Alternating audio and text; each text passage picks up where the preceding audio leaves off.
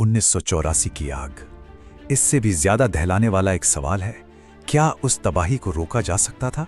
क्या ऐसी चेतावनियां थीं जिन्हें वक्त रहते सुना ही नहीं गया, या शायद जानबूझकर नजरअंदाज कर दिया गया? तो चलिए आज इसी सवाल के जवाब की तलाश करते हैं।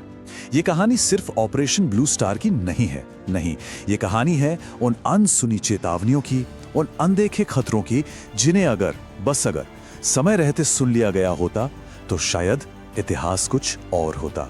कहते हैं ना कि हर बड़े तूफान से पहले एक अजीब सी खामोशी छा जाती है। बस कुछ वैसी ही बेचैनी 1984 से पहले पंजाब की हवा में घुल चुकी थी। तो देखिए, ये सब कुछ रातों रात नहीं हुआ, इसकी जड़ें बहुत गहरी थीं। 70 के दशक में हरित क्रांति आई, जमीन तो सोना उगलने लगी, लेकिन साथ में एक नया सामाजिक तनाव भी पैदा हो गया।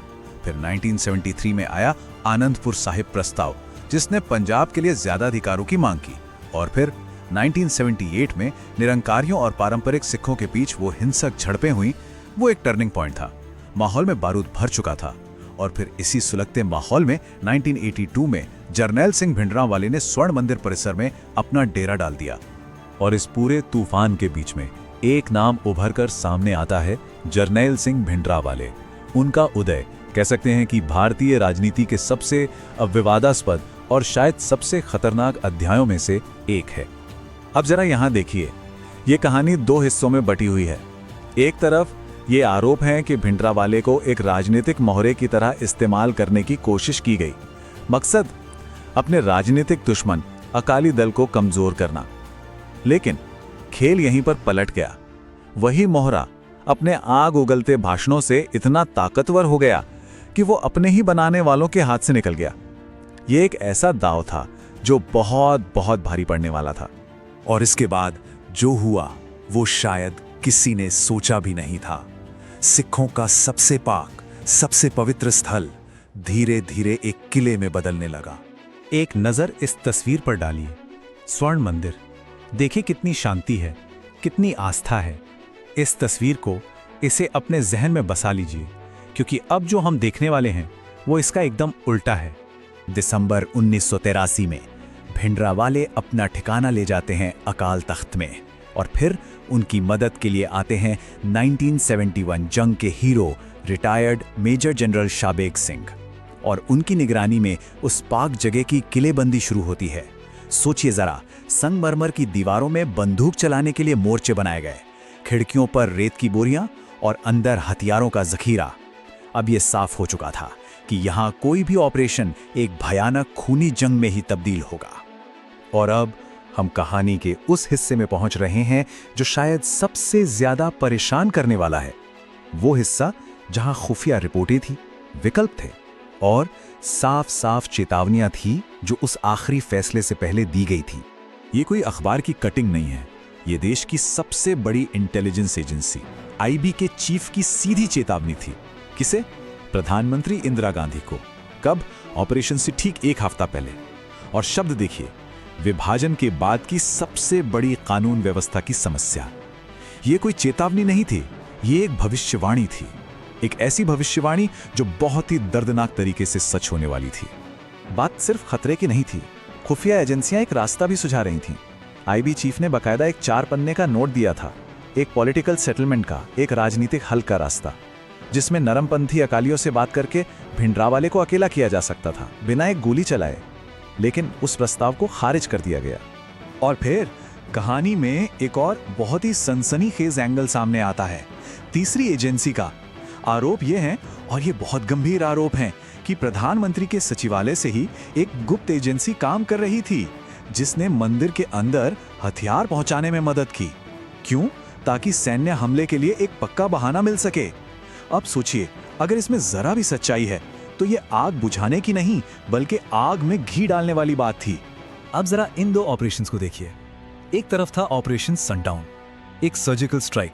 रॉ के कमांडोज रात के अंधेरे में हेलीकॉप्टर से सिर्फ भिंडरांवाले को उठाना था, लिमिटेड एक्शन। और दूसरी तरफ था ऑपरेशन ब्लू स्टार, पूरी की पूरी आर्मी डिवीजन, टैंक, तोपें, पूरे कॉम्प्लेक्स पर हमला। मतलब एक छोटा सटीक ऑपरेशन का विकल्प था, बाकायदा उसकी रिहर्सल भी हुई थी, लेकिन उसे चुना नहीं गया। और फिर वो घड़ी आ गई, वो पॉइंट ऑफ नो रिटर्न। इसके बाद जो हुआ उसने इतिहास पर एक ऐसा जख्म दिया जो शायद आज तक रिस रहा है। ऑपरेशन ब्लू स्टार शुरू हो गया था। 1 जून को घेराबंदी शुरू हुई, फिर कमांडोज ने पहला हमला किया, लेकिन अंदर से जो जवाबी फायरिंग हुई वो उम्मीद से कई ज्यादा थी। पहला हमला नाकाम रहा और इसके बाद बात और बढ़ गई। बख्तरबंद गाड़ियां और फिर विजयंत टैंक अकाल तख्त पर गोले दागने के लिए बुलाए गए। अब साफ था कि फैसला हो चुका था, पीछे नहीं हटना है, चाहे कोई भी कीमत चुकानी पड़े। और ये है उस फैसले की कीमत।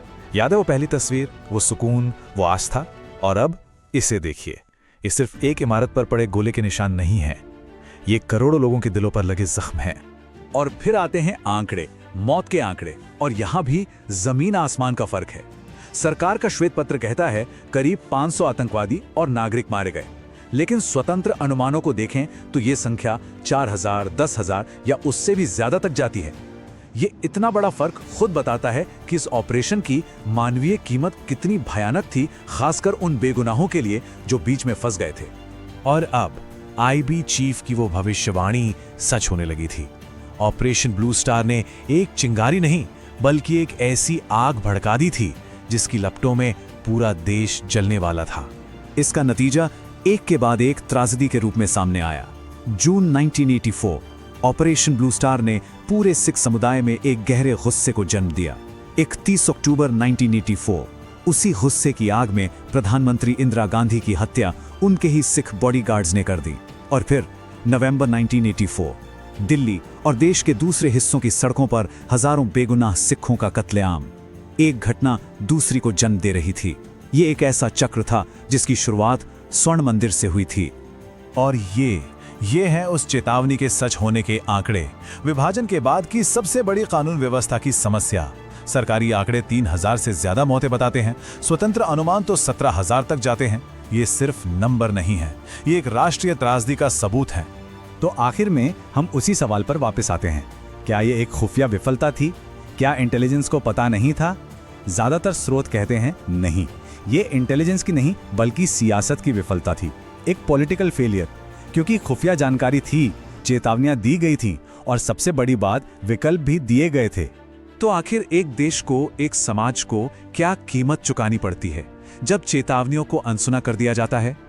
1984 की पूरी कहानी शायद इसी एक सवाल का एक बहुत ही दर्दनाक जवाब है। ये हमें याद दिलाता है कि जब सही समय पर सही फैसले नहीं लिए जाते तो उसका खामियाजा सिर्फ एक पीढ़ी को नहीं बल्कि आने वाली कई पीढ़ियों को भुगतना पड़ता है।